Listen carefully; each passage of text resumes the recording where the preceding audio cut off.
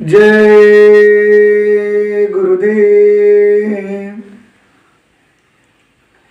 आज हम चर्चा करेंगे गुरु तत्व क्या है। गुरु कोई साधारण व्यक्ति नहीं होता, वह कोई धार्मिक पद नहीं बल्कि चेतना की परम अवस्था है। गुरु वह होता है जो शिष्य के भीतर सोई हुई आत्मा को जगाता है। वह अज्ञान के अंधकार को भेद कर आत्मबोध का दीपक जलाता है। गु का मतलब ही है अंधकार, तम, अविद्या, और रू का मतलब होता है प्रकाश, अर्थात वह ब्रह्म ज्ञान। तो गुरु वह है जो अंधकार को दूर कर आत्मा में परम प्रकाश भर दे।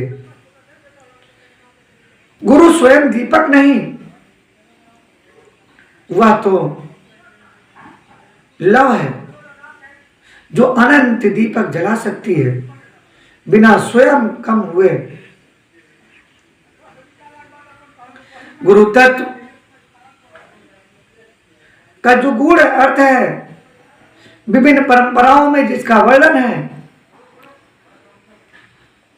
गुरु तत्व की जो व्याख्या है, संत मत गुरु आत्मा को नाम प्रदान करके उसके भीतर छिपे अनाहत नाद को जागृत करते हैं। वही नाद आत्मा को अलख, अगम, अनामी लोक तक ले जाता है। गुरु जीते जी मुक्ति का द्वार है। वेद उपनिषद गुरु को साक्षात ब्रह्मा कहा गया है। कहा गया है गुरुर्ब्रह्मा गुरुर्विष्णु गुरुर्देव महेश्वर, गुरु साक्षात परब्रह्म तस्मै श्री गुरुवे नमः।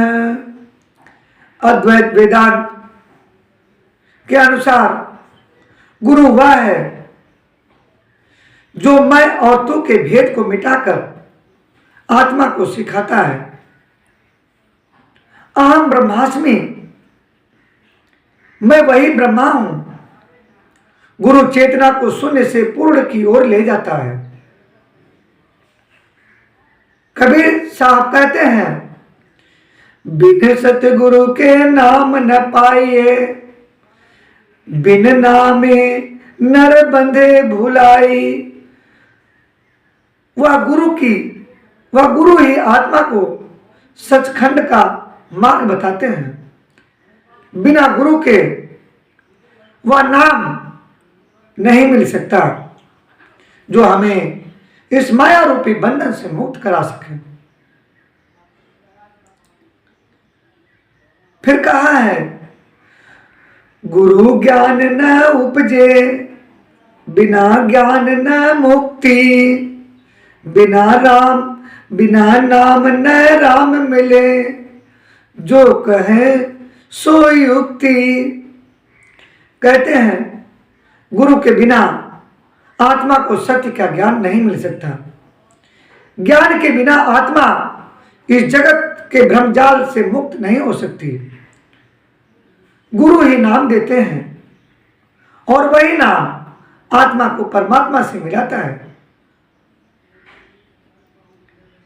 फिर कहा है, गुरु बिन कौन बतावे बाट, अंधा अंधे ठेलिया, दोनों कुएं में जात। कहते हैं गुरु बिना संसार में भटकाव ही भटकाव है।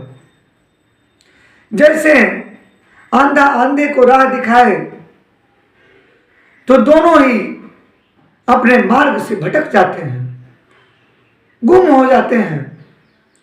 ऐसे ही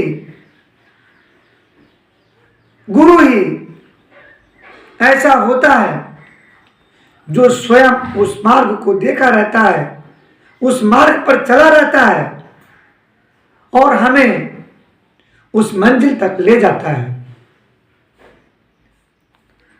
फिर गुरु की महत्ता का वर्णन करते हुए लिखा है, गुरु गोविंद दो खड़े काके लागू पाए, बलिहारी गुरु आपने गोविंद दियो बताए।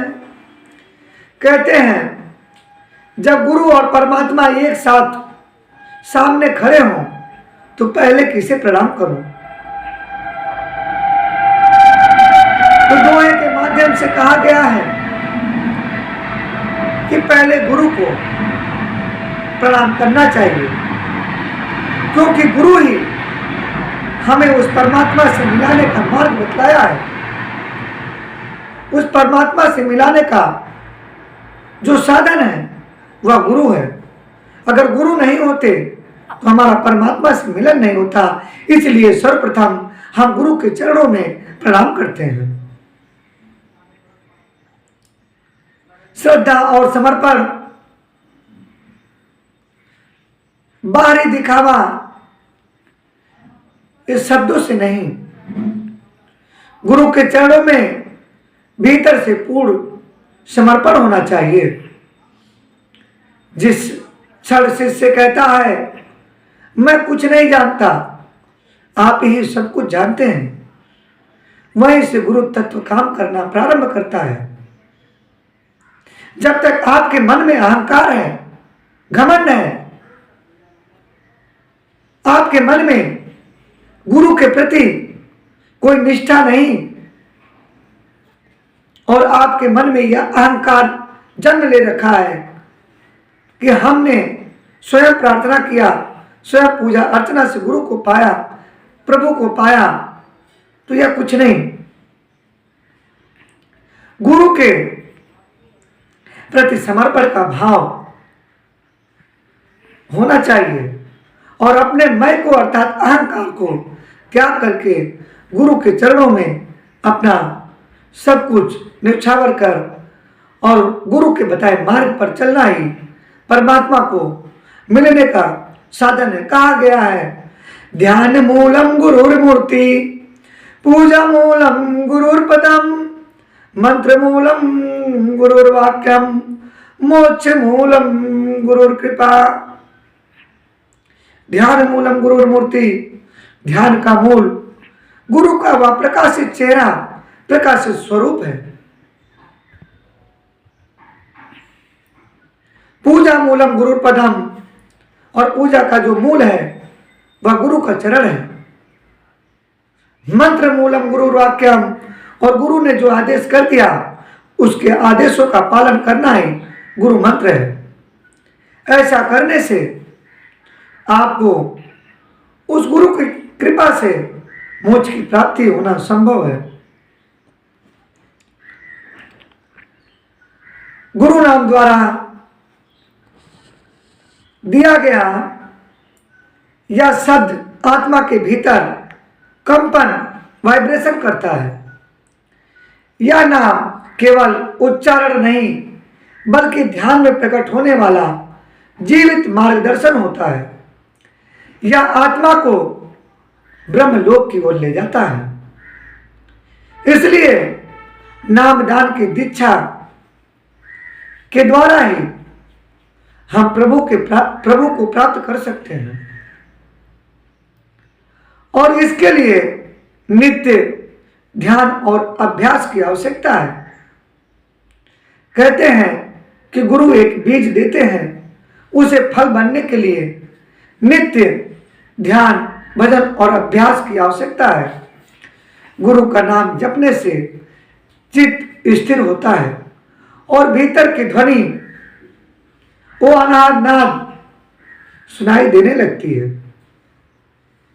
साथ ही सेवा और विवेकपूर्ण भाव से गुरु के साथ गुरु की सेवा